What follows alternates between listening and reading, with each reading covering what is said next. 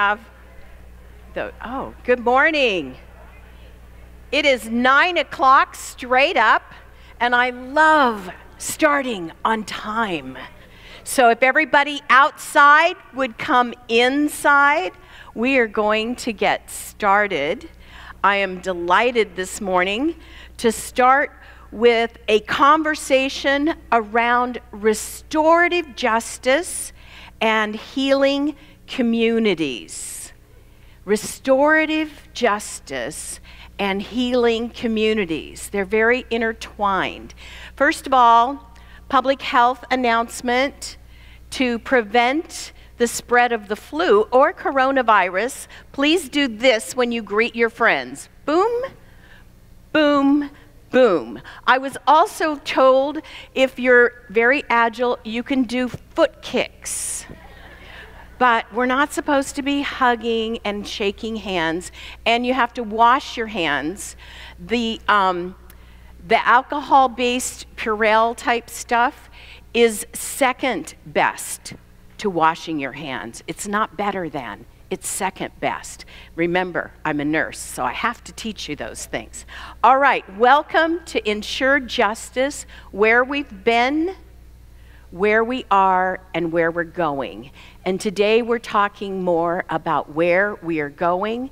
Yesterday was like drinking from a fire hydrant. We had so much content. Today we're going to slow down a little bit and dig deep.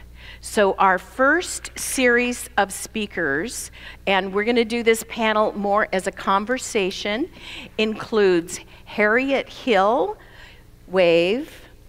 She is one of the pioneers in developing the Bible-based Trauma Healing Institute materials, and it's a program to help local pastors heal from trauma and help their people heal. What I love about the Trauma Healing Institute is its accessibility.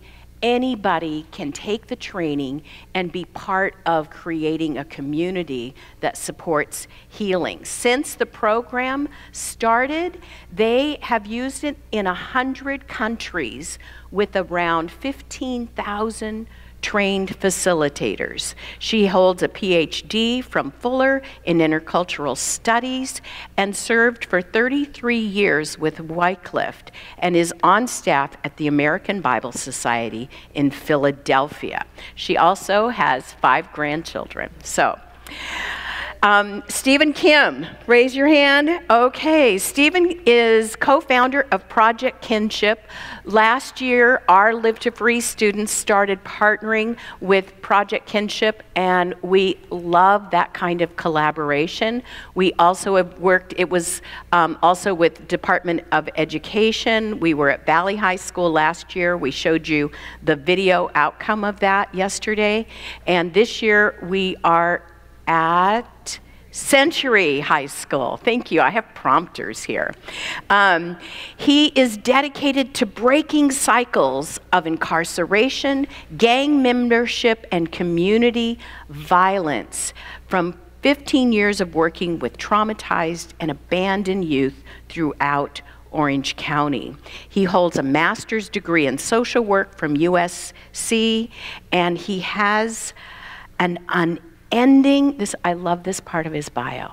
He has an unending heart for the abandoned and disenfranchised. I think we all want to have that response. Restorative justice, we're talking about that today. And then we have Toby Espley from OCDE. Yeah, oh, her peeps are in the house.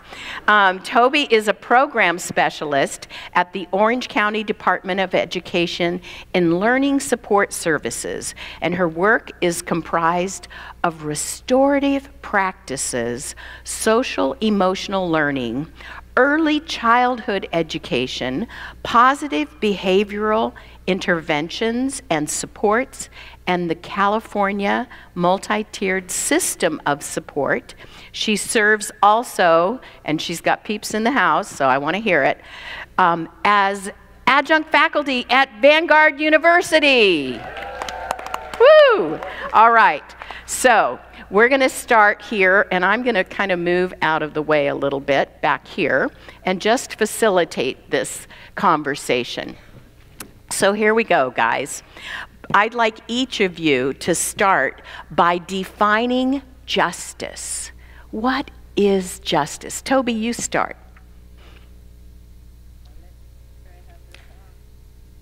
There you go. Okay, so justice in my work with the Orange County Department of Education, I just want to stand up for a second and highlight what's beautifully printed already in your program. You have a wonderful graphic of this all means all, this multi-tiered system of support. So when I think about justice, I'm thinking of what's equitable, what's fair, what's righteous. The meaning all means all, our students have access to everything they need to be successful. And when I think about the justice piece and this all means all, this multi-tiered system of support framework that ensures that every child, every youth has their needs met, it also creates this beautiful environment where they belong versus fitting in. Because when our youth are trying to fit in, they are trying to conform to what they think everybody else wants to be. When you belong, you are accepted for who you are, regardless of your race, regardless of your gender, regardless of your religion. So when I think of justice, it's serving everyone. Everyone will have what they need. They have opportunities that are for everyone, and they'll have access for all, some, and few. And if you are able to learn more about the multi-tiered system of support, you'll see how this amazing framework really ensures justice for all of our youth. It's an honor to be here. The first thing that came up to mind, piggybacking on what Toby said, when I think about justice, I think about healing. I think about how do you bring folks back into repairing relationships that's been harmed, and how do you, as Father Greg talks about, continue to create a community of kinship such that God would recognize. I remember a girl named Giselle who we worked with, and she'd gone through every single school, got kicked out of every single school.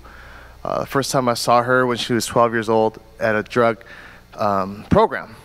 And at 12 years old, she looks me up and down and says, "Who the F are you?" And I was almost going to say, well, who the F are you? But I didn't do it because she was 12, and would have been really inappropriate to do that. And she runs out, and she runs down the street, and nobody follows her. And I was thinking, why is she running down the street? And I'm like, you better get to class now. And after about, maybe, I don't know, felt like an hour, but after about 10 minutes, she goes, "Get away from me, you pervert." And car's driving. I go, "Oh, forget it." I go, "You're on your own, girl." So she's down the street, and she eventually gets kicked out of that school. And a year later, we find her at one of our community day schools. And when we got to know her, we have learned that justice has not been a part of her vocabulary in her life. That she had experienced every significant risk factor that one could see unimaginably poured on a girl at 12 years old, carrying the weight of the world on her shoulders. And one day we were doing a Restorative Practice Circle, and Restorative Practice is all about how do you bring people back in the community. And when we were sitting there, the question was this, and the question was, so one of the guys says, "I have a question I want to ask," and the question was, "Hey, if God had a big-ass telescope and he only saw you, what would he see?" And I was like, "Oh, okay, well, I don't know if God has a big-ass telescope, but that's a good question, let's go with it." And it's gone from person to person, and people obviously were thrown off, and they were like, "I don't know what he would see. He would see that I'm doing okay. He would see that I'm, I don't know, maybe better than I was yesterday." As the question got closer and closer to Giselle, you could see her becoming very uncomfortable as she sat down, put her hoodie on, put her earbuds in, and she's usually very loud, but as the question got closer to her, as it finally landed on her, she quietly whispers, "God would see nothing." So we stopped the question. He said, "Giselle, I don't know about the God that you're talking about, but the God that I know will only see you with love, that no matter what you've done, no matter what's happened to you, that he would only see you with love." And when I think about justice, I think everyone should be able to hold that value and held in a place where they're able to see them through the eyes of God. And so that's what I think. Okay, justice. I would imagine we already have some ideas since this is ensure justice that we're trying to do here. Justice can be at many levels, both at the family level, that every family member has access to what they need. But I think of justice surely at the societal level, where no one is discriminated against. So you're working with social structures, as we saw yesterday, with legal structures, with educational structures, to not overlook or discriminate against any person because of something about them, their race, their ethnicity, their gender, their religion, or whatever. So yeah, justice is a big deal. I've worked a lot in generational trauma with the African American white community, and there is a lack of justice in our country. We were founded on trafficking, really, with the slave movement, and so there is a real need for justice. And I think I've been working in trauma healing for 20 years, and you cannot have peace without justice. It's no good healing trauma if the structures perpetuate the injustice. Those two have to go together. Thank you. As you referenced, this is called ensure justice, and that phrase is taken from Proverbs 31:8. Most people, when they think of Proverbs 31, they think of, oh, Mother's Day sermons, right? But that doesn't start until verse 10. Verse 8 says, be a voice for those who have no voice, semicolon, ensure justice for those being crushed. So we don't wait until the world has crushed them. The bias, the discrimination, the poverty. We actually make things right, and we intervene before that happens. And that's what we want to do. And that's what I see the Trauma Healing Institute, Project Kinship, and what Toby is doing at OC Department of Education. And so I'd like each of you to give us your piece of that restoration that your organization does. You want to start? Okay. For the Orange County Department of Education and the work that I do, we embark on this wonderful framework, this restorative practices through IIRP, the International Institute for Restorative Practices. What's really important about that work is the preventative model. And it really allows us to look at these wonderful strategies that most importantly build community and build relationships and repairs harm. And when we can get ahead of it in our schools, with our youth, you will see the impact on all of them. So part of that work is these wonderful strategies that support, like I said, building those relationships. So it's really learning how to express your feelings. It's about, as a community, it takes all of us to support our youth. And within that, we are maximizing the positive, we are minimizing the negative, and we're really promoting expressing our feelings. When we can build that foundation, that really sets us on a very strong and foundational path. What does Trauma Healing Institute do to ensure justice? Okay, so I would say our focus is to work with churches and ordinary people who are not specialists in mental health or social work. We also have those people working with us, but especially ordinary pastors, ordinary lay people in churches, to help them heal from their own trauma and help those around them in their families, in their community, in their church, heal from trauma. If the trauma is not healed, it's very hard to get to reconciliation and justice. One of our South Sudanese pastors said to us very early on, this was like 2002, we keep doing rites of reconciliation, because if you know, Africa has a lot of rich rituals, but they do these rites of reconciliation and the next day they're killing each other again because they've never addressed the trauma. And trauma has effects on people.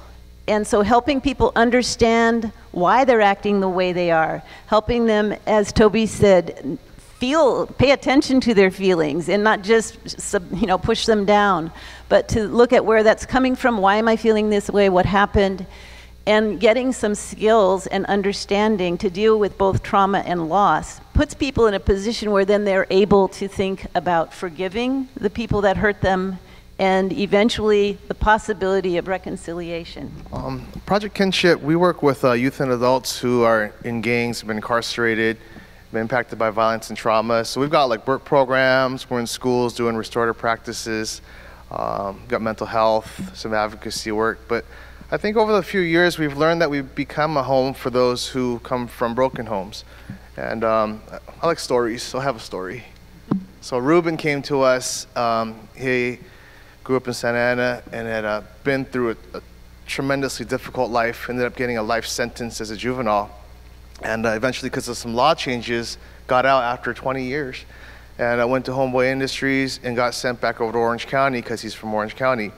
And if you saw him, the initial visual would be kind of offsetting. He's got tattoos all over his face, kind of a big guy. And it could be scary. But after you get to know him, you know that Ruben is the biggest teddy bear at Project Kinship, and he's got the kindest heart. And one would get to know that he is one of the most loving people at Project Kinship. Well, we moved spaces because we got a larger grant doing our reentry work for adults through the healthcare agency, and we had to move to a much larger space. When you walk in, we have a little, what do they call it, the entryway. Yeah, whatever that thing is. Yeah, foyer. And they go, Steve, would you write a quote so everyone could see on the wall? So I was, kind of honored, and I was trying to write a quote. And anyone ever get writer's cramp? Yeah, well, I got writer's cramp. And so I was getting nervous because everyone's got to see this quote. And I put some Mariah Carey on, put some candles on, and started trying to write something. And probably about 10 hours later, it came up with something like, in your darkest moment, never give up hope. There's a beacon of light that will lead you to a community of blah, blah, blah, right? The day before it goes up, they go, did you ask anybody else? And I'm like, dude, I spent 10 hours on this. This is going up tomorrow. Well, somebody asked Ruben, and they asked Ruben, what would you write? And he's much more humble than me, and he says, I wouldn't want my words up there. And he goes, but if I were to write something in 10 seconds, 10 seconds, 10 hours, 10 seconds. Ruben says, I would write, welcome to Kinship, where judgment and pain are left at the door. You are home. Whose quote do you think's on the wall when you walk in? And when you ask him, how did you come up with that? And he says, ever since I got out of prison, every time people look at me, it looks like they bit into a sour lemon. But when I come to Project Kinship, I feel like I'm at home. And the story is that we do all this programming, but what we've learned at Project Kinship is that we serve and we don't save. And through this service, we continue to try to build a community of kinship. And that's really what Project Kinship does. Wow.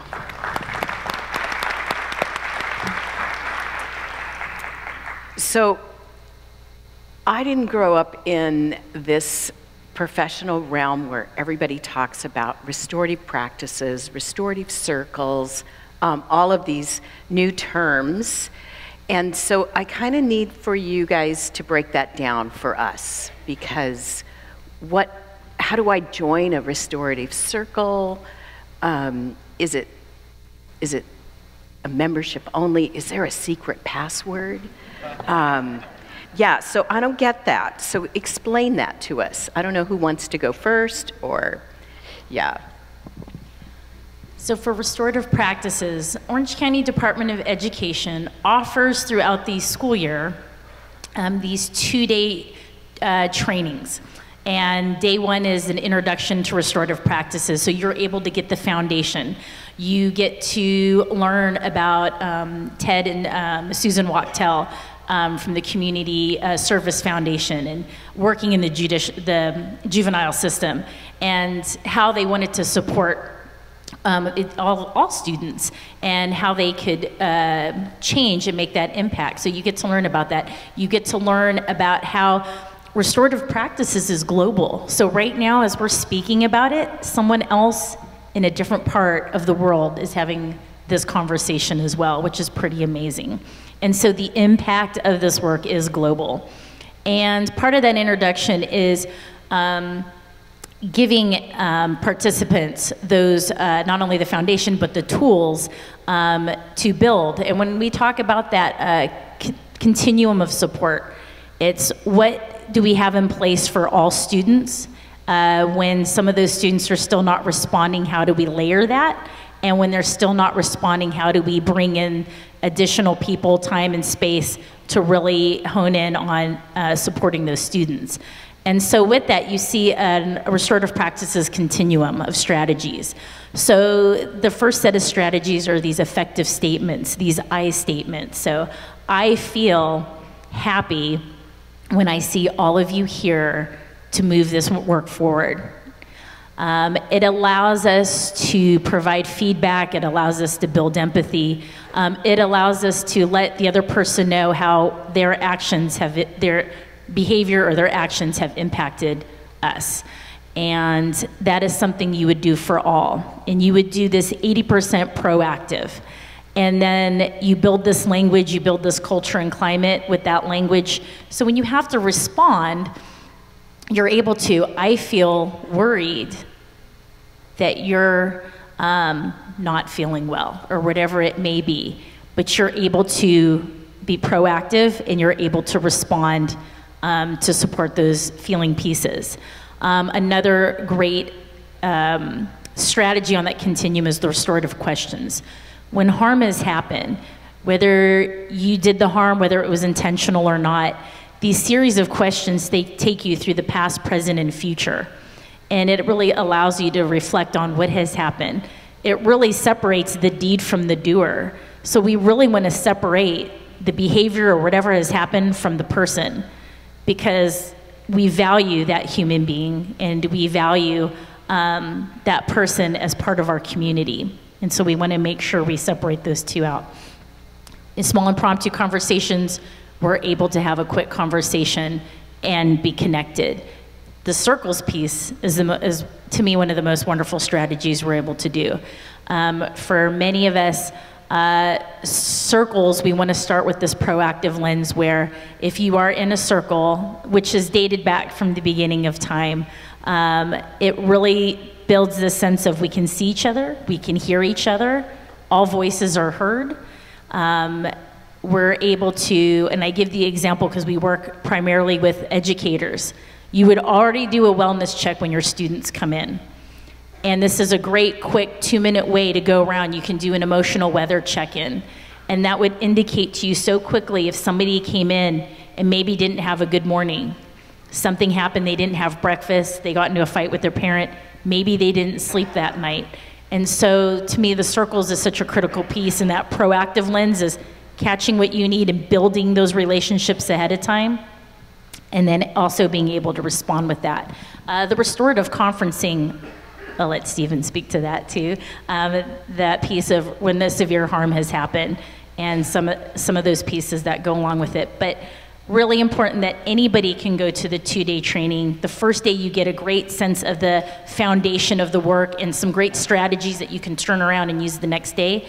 The day 2 for circles, you're able to really explore different topics of how to build a community, how to build relationships, how to build that through that proactive lens, and then topics when you have to respond, keeping everybody in the loop and connected.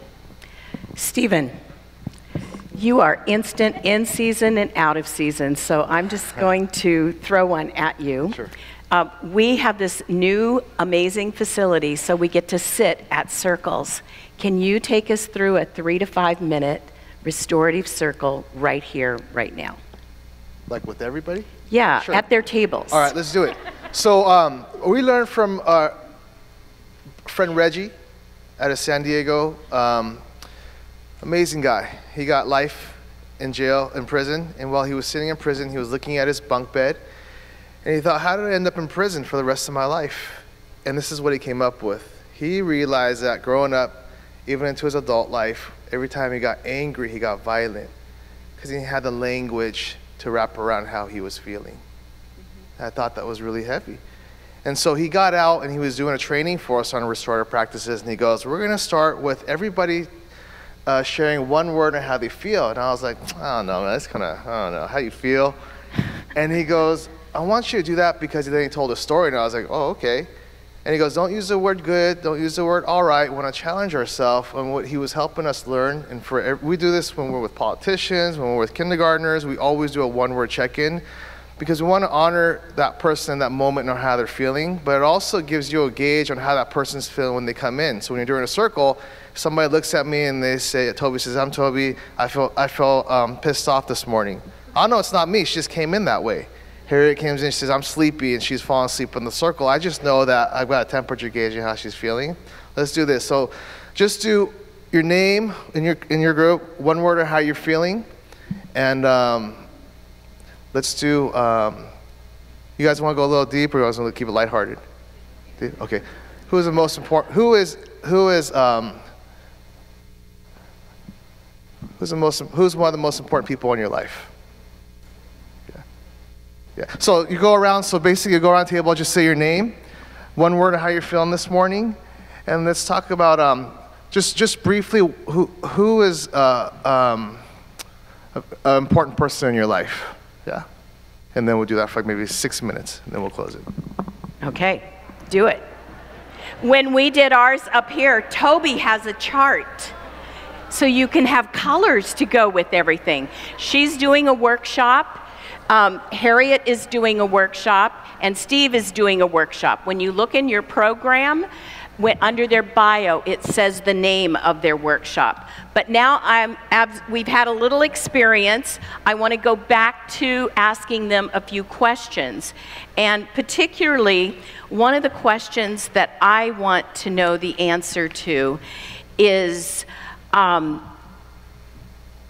you talked about hurt and discrimination, what happened to you, those kind of things. So in the process of healing, in the process of bringing people back into a community, what does that look like, letting go of the hurt? Yeah, and I know Trauma Healing Institute does such an amazing job of explaining and using examples. You want some examples? I'll see if some examples come out. Okay. Okay, how do you let go of the hurt? I think so often, and especially reading on in trafficking literature, people try to minimize their pain, try to deny it because it's painful. So, oh yeah, that just happened to me, but worse things have happened to others. Or women coming out of trafficking who don't realize they were actually part of a trafficking scheme. They just thought maybe they made a bad decision and they were just bad kids or what. So really getting some handles on like this mood thing, on what they're feeling, paying attention to their feeling, this, what you're saying, the acceptance, non-judgment, just being able to feel and understand your story and understand the effects of trauma and loss on people, that these are normal. It doesn't mean it's not a moral issue, it's not a spiritual issue. This is a normal response given the things you've been through. So accept yourself, work with it, express that pain, try to get it into words, into art, into dance, into some way. Sometimes you can't use words, you have to do it in some other way, but to express that pain and recognize it, and then you can begin to work with it. I just want to say as well, can you repeat your question again, one time?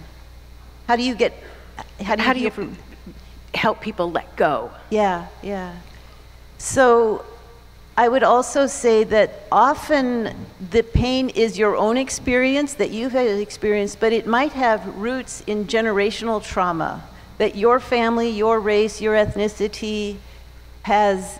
It's part of your family history. So not only taking an account of what you're feeling and your experience and coming to accept that, but also to look at what you inherited from your family, what is coming to you through the structures of your society. So really looking clearly at that and accepting it, understanding that this process of healing will take time, It will be painful, the process of grieving.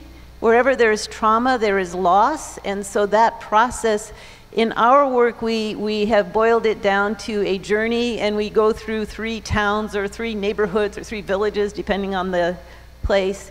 But just that you will go through some stages of denial and anger, and that will take some time.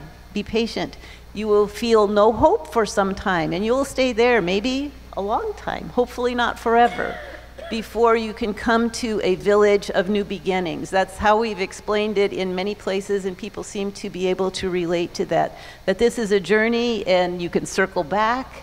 It might take you longer or a shorter time than others around you, but it is a process, and be patient with yourself and speak the truth. Know what you're feeling and come to grips with it.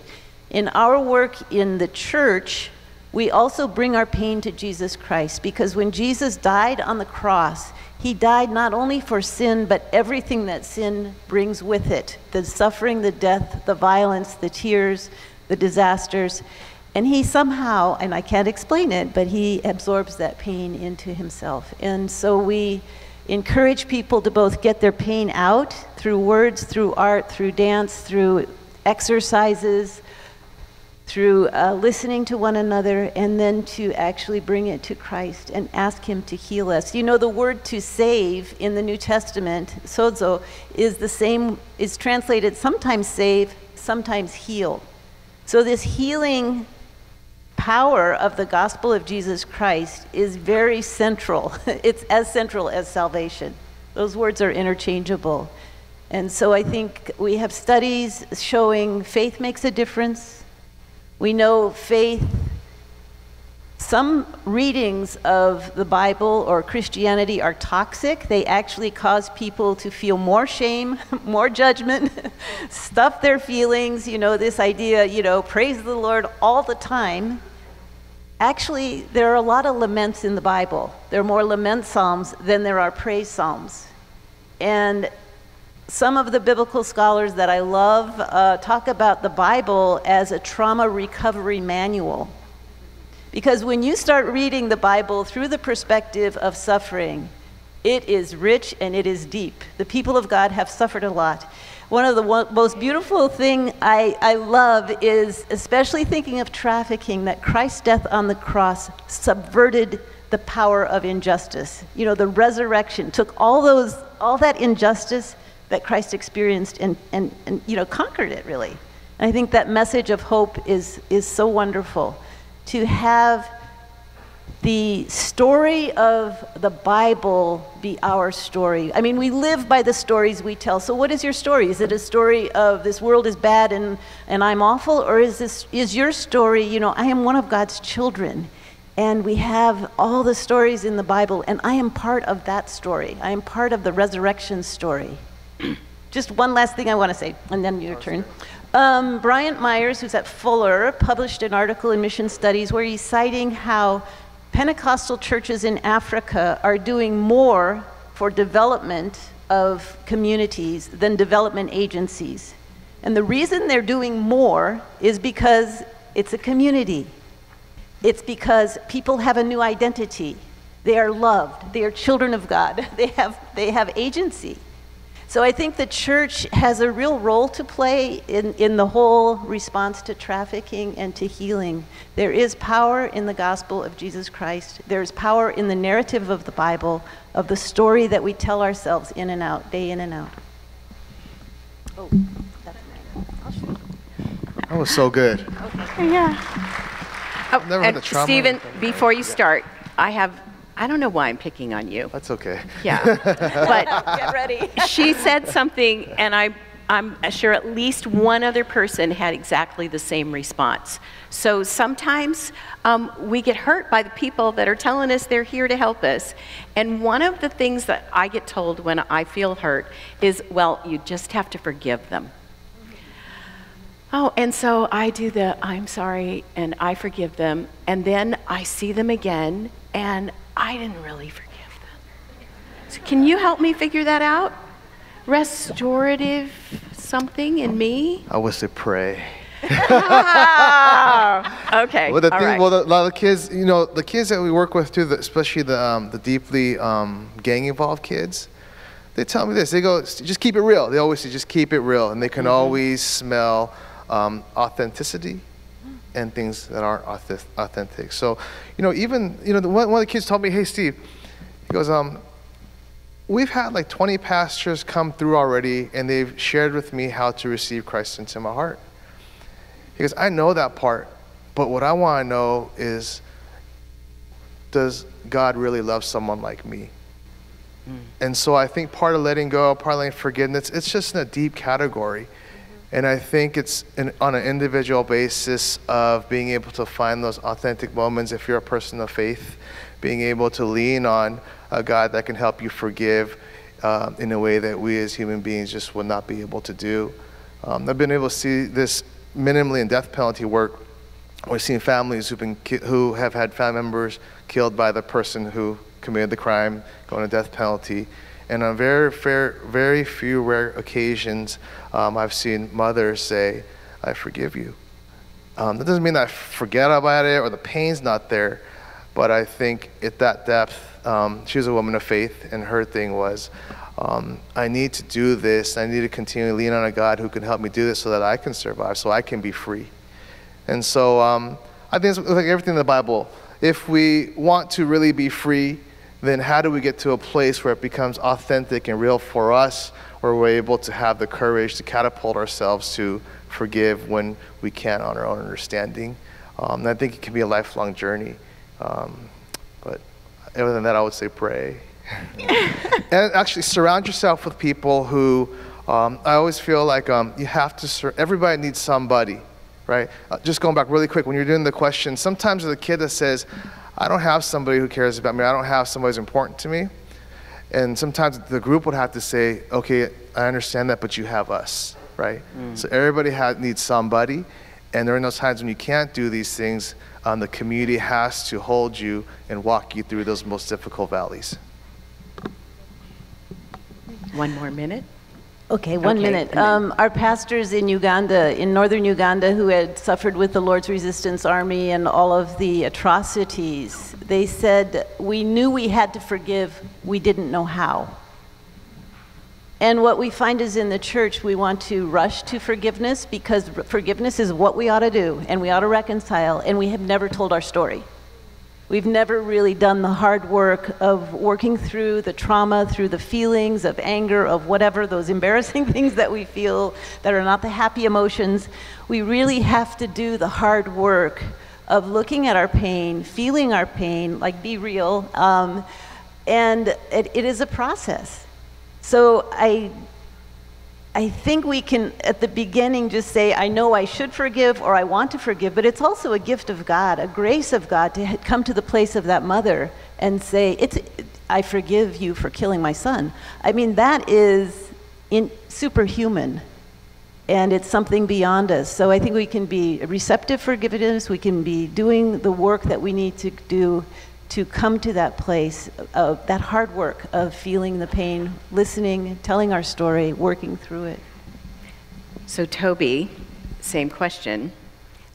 What do you say to students? Because sometimes they come in and they're using the big word forgiveness, but the understanding of it, is there a place on the color chart? Well, first I want to address when we're looking at how we can forgive. I think it makes it a little bit easier when you take a look at these two pieces, when we stigmatize or reintegrate. And what that means is a lot of times when our youth has done something wrong, we stigmatize. You did something wrong. You are to be punished. And a lot of times they feel that there's not that forgiveness. And so for us to ask others how to forgive when in their own community that's not bestowed upon them, kind of thing. Wow. When you reintegrate, you are bringing them back into the community by repairing the harm.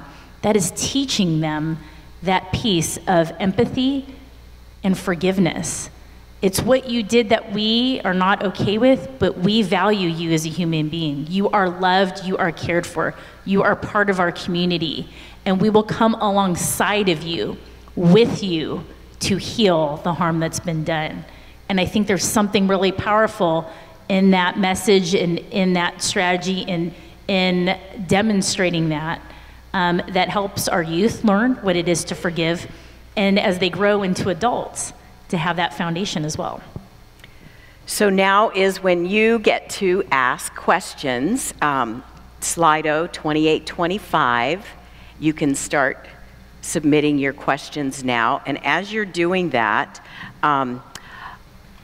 most of you know I'm a nurse, and that I started my anti-trafficking work in Athens, Greece. I was a volunteer with Doctors of the World. We had a shelter for survivors. And when I arrived one day, there was a new victim who had been trafficked to Greece from Moldova. She was in my little class where we were teaching English. Why would you teach English to survivors? Because this was to build hope that they could get a job and have a successful life. So we gave them new skills. And she was brand new. She wasn't ready to sit with us, but eventually I convinced her to come, and she sat down. This is Greece, old-fashioned homes. We were in a parlor. I was on a little two-seater. She sat down next to me, and I'm a mom. She could have been my daughter. I wanted to hug her, but she's been touched without her permission a lot. And so I just welcomed her, and then she put her hand down in between us, and it felt like an invitation to just hand hug, squeeze. And I did, and as I looked at her hands, I saw 6 razor-thin scars from their knuckles to her wrist. I found out later that when they conditioned her, when they broke her down, they put her in a room with nothing and told her she had no rights. And when she knocked on the door and asked for water, they came in and held her and used a razor blade across her first knuckles. And then the next and the next, 6 times before she finally accepted her reality. But now she's in our shelter. And as I left, I was overwhelmed. And I know all of you face situations with people who come into your area where you get to use restorative practices, healing and forgiveness. But I was discouraged. And I was on one of the old trolleys, and it was August, and sweat was trickling down along with my tears, and there was no place for me to sit, so I had to hang on to that wrist thing. And I am vertically challenged, as you may have noticed, so I'm armpit height. Just think about it. And while I'm there, I have this tiny scar from when I was 11 years old, learning how to iron my dad's cotton white shirts. And I burned myself. And all of a sudden, in that trolley, I was back in nursing school, learning about how scars form. And I realized we are designed for healing. We don't walk around. She didn't have bleeding wounds. There were scars, and scars are evidence that we are designed for healing. That's why restorative practices, trauma healing, the programs of continuum of care, these are important aspects. Okay, so now I'm getting into your questions. Are there ways we can get involved in these organizations working with the youth? Yes. How would that happen at Project Kinship? For us, we're pretty crazy where we're at. It's all wild every day. Crisis is happening. So it's just a matter of emailing, filling out an application, doing a tour, sitting in a couple of our support groups to get a feel of the culture, and then finding a home for you within one of our programs. Okay, so for us, for Trauma Healing Institute, We have a website, which is traumahealinginstitute.org, and on there, there's information. There's also places where trainings in our how to use our materials or how to lead groups using our materials. These are going on around the world and throughout the United States, so you can sign up there. And there's other, you can send messages and stuff. But definitely the idea is that churches and when I say church, wherever 2 or 3 are gathered, churches or groups learn to use these materials. It's a short training and are able to help those around them. If you go onto the Orange County Department of Education website, if you type in the search engine restorative practices, you will see a plethora of wonderful resources, articles that give you that introduction, slides that you can use if you want to introduce this to other folks, the continuum of strategies, because it's not just for educators, it's for our community. You have an opportunity to get more information. You can do circles within your community, within your church, within your children's teams, sports teams. It's amazing as you start infiltrating this out and seeing the impact of building community. But those resources are free to use, and you can find out when the other trainings are if you choose to do that. But the resources are readily able to use and ready to be deployed. That's so good to know those resources are right there. This question could actually be an entire roundtable. Do justice and forgiveness go hand in hand? Yes, definitely. I mean, I think there's a lot of misconceptions about what forgiveness is. Forgiveness does not mean that you don't enforce the law. It does not mean that people who have done wrong do not suffer the consequences of it. Forgiveness to me means I do not want to personally, I don't hold anything against you personally. I am not bitter towards you. I release my right to be bitter towards you or to wish you wrong, but it does not mean that justice is aborted by any stretch. Yeah, I agree. I think in the work that we all do is taking it to a depth to where if we're thinking about community and we really believe that nobody stands outside the circle of community, then it can go together. We could all fall in the same community where healing happens, where justice is evident, and also forgiveness happens within that community. We see it a lot in our work. You just got to be able to take it to a deeper level and look through those lenses. So how do we refer youth to Project Kinship? Yeah, so you can send a referral to us. You could walk them in. Yeah, we could just walk in. So we've got staff there. You'll probably see Ruben, and you could say hi and say, "I'm a youth," and he'll walk them right in. You guys are really getting into this now. There's no way we can cover that in the next 5 minutes. But how do you address systemic racism and bias within the community and our youth of color? Yeah, they're all pointing at each other. Somebody else answer that. That's a very good question. I'll just briefly, to give everybody a chance to speak to that. There's a cultural responsiveness piece that we layer in that's so very important. And you heard from some of my colleagues yesterday, know my name, face, and story. There's a cultural responsiveness that comes within that. Because we want to really contextualize, too, for our youth, what is expected at home. It might be different what's expected at school, and it looks different in the community. Mm. And so that communication and those relationship pieces for me really tie into that, having that cultural relevance and responsiveness, because it's not a one-size-fits-all. And I think it's, when we're thinking about this particular question, that notion of please know their name, face, and story. They have a story. There is a reason why, and if they're given that opportunity to share that and speak about it, I can see firsthand that starts diminishing some of those barriers.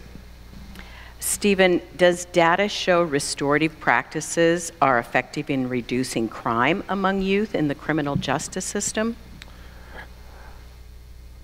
I think the jury's out on that depending what camp you follow, but I can tell you this, definitely have data that shows that all of that is true. So for example, at our schools, attendance goes up, violence goes down, gang fights go down, so all that is true.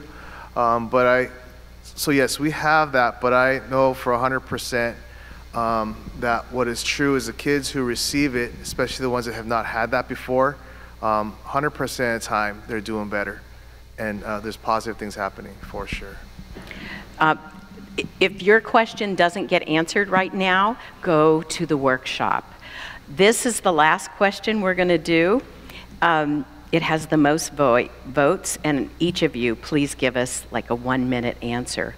Was there any particular moment in your life that inspired you to do the work that you do? I wish I'd thought of that question. I'll go. I just want to say for the last question, I'll take a few seconds. We have developed a generational trauma materials where African American and white people sit together and look at issues of justice and trauma that they all suffer daily. And it really does break down those barriers through relationship. When you hear someone else's story and begin to know them as a person, it's very hard to keep the stereotypes. So these kinds of small groups are really helpful. I got involved in trauma healing. I was really working in Bible translation in Africa, but I was in East Africa teaching at a college in Nairobi. And it was especially Fajak Avajani, who left his village in the Nuba Mountains with the bombs dropping. It had been 5 years since that time, and he didn't know whether his family was alive or dead. We had many students. It was the year of the Rwandan genocide, and we had students whose churches had burned down with all the people in them. And I began to ask this Bible that we're translating, how do you read it from a perspective of suffering? And the pastors too came and said, our people are acting strangely since the attacks. What do? We don't know what to do. Knowing my name, face, and the story of why I got into this work and why this is so very important to me. I am a biracial person that grew up in Orange County Public School, schooling all the way through college, and I work now for Orange County Department of Education. If my teachers knew my name, face, and story, they would know that my immigrant mother did not understand the school system, nor did she have translation. We were one of the first Vietnamese families in Orange County at the time, not the way it looks like now. They would know if they would have done circles with us in the classroom, and they would have said, what does respect look like in your home? And I would have said, in my home, we do not look an adult in the eye, and we do not paint, because when we come to school, we are taught that we must look our very best to show respect for our teacher.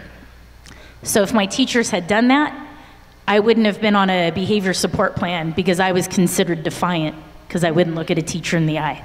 Wow. And because I refused to paint in the classroom, because that was a sign of disrespect to get dirty. This is why I do the work, because those voices need to be out there to give our youth an opportunity to share that, so we can learn from that. And we can set them on that path that they can share their feelings beyond happy, mad, and sad. They know that they are reintegrated into the community, and we can repair harm. Wow. Woo. It's beautiful. 2 minutes. I'll try to do it in 1 minute. In the Women's County Jail, there was a woman. We talked about Freddy Krueger, and you guys remember Nightmare on Elm Street? That scary movie. So in Freddy Krueger, in the movie, in order to get rid of your nightmare, you wake up and your nightmare is gone. So the kids sing the scary song, 1, 2, Freddy's. Can you remember that scary song? So this woman says, hey, let me ask you a question. If in the movie you wake up from your nightmare goes away, how do you wake up from your nightmare if it's happening while you're awake? How do you wake up from being awake? And the truth is, she's been human trafficked, and when she gets out of jail, she's got to get her kids back. She's addicted to drugs, and she's living this nightmare. And I realized for me, I've been living a nightmare since I was a little kid too. My parents came and got bullied all the time. I was a chubby Korean kid with a bowl haircut at that time, living in an all Latino neighborhood, and it was just really tough. And experienced a lot of trauma growing up, but you don't know it's trauma growing up. You just feel it, and later on it comes out in anger. Then I fell into something called the school to prison pipeline because my behavior was acting out in school, so I got into a lot of trouble. Then found myself in a little drug addiction and all the above. And I think for me, the moment that my life turned around was, I didn't know this, I just learned it, that if you have a felony conviction, there are over 45,000 barriers to employment. I didn't know that. I've just felt it. I didn't know there's that many. Couldn't get a job, had my daughter Hope at that time. And we named her Hope because at that time we were on welfare, we were basically almost homeless, and we said, let's name her Hope. And my wife was, let's name her Esperanza. I go, no, Hope. She goes, same thing, stupid. I'm like, it's two tattoos, one in English and one in Espanol, you know. So we had her, and we could never imagine a life that we have now because things were so tough at that time. I couldn't get a job, couldn't do all this stuff. And long story short, there was a woman by the name of Carol Stanley at UCI. And long story short, I used to go there, then I got kicked out, and I tried to go back after this whole drug addiction. And she met me in her office, and I was just destitute. And she goes, Steve, I'm gonna see if I can get you back in. And I thought it was just BS. 2 weeks later, I get a letter from UCI, and it said, based on your recent accomplishments, which is rehab, we're gonna let you back in. In 2000, it impacted my family so much because it gave us hope. And she saw something in me that I could never have seen in myself at that time. And I share that story because one person can make a significant difference, that all of you in this room collectively can create a powerful movement that transforms lives. And as you transform those lives, they will in return create a community of kinship such that God would recognize, and all of us are a part of that. And so that's why I do the work. Oh my gosh. Wow. Are they amazing? We have a GAP scholarship here for survivors of human trafficking, and my team back there, they're selling Together We Can t-shirts. All of that goes towards those scholarships because education can make a difference in someone's life. I'm so glad you got up early and made it for the opening plenary. And now it is workshop time. The workshops are going to be up here. How many of you have Sketch on your phone? Good, because Sketch has a map. It has the changes on it. There are 2 changes, though, that you need to know. The effects of violence on the brain is now going to be in Heath, in the Great Commission Hall. Volunteers will show you where to go. And in the afternoon, Human Trafficking 101 will be moved to the Great Commission Hall. Got that? If you have any questions, ask a volunteer. Lunch is in between the workshops. I don't know how you'll choose. And after the second workshop, come back and I get to show you what I see the future is for working together to build hope. Love that we are talking about hope as we walk out of this room right now. So, go to your workshops. You've got 10 minutes to get there.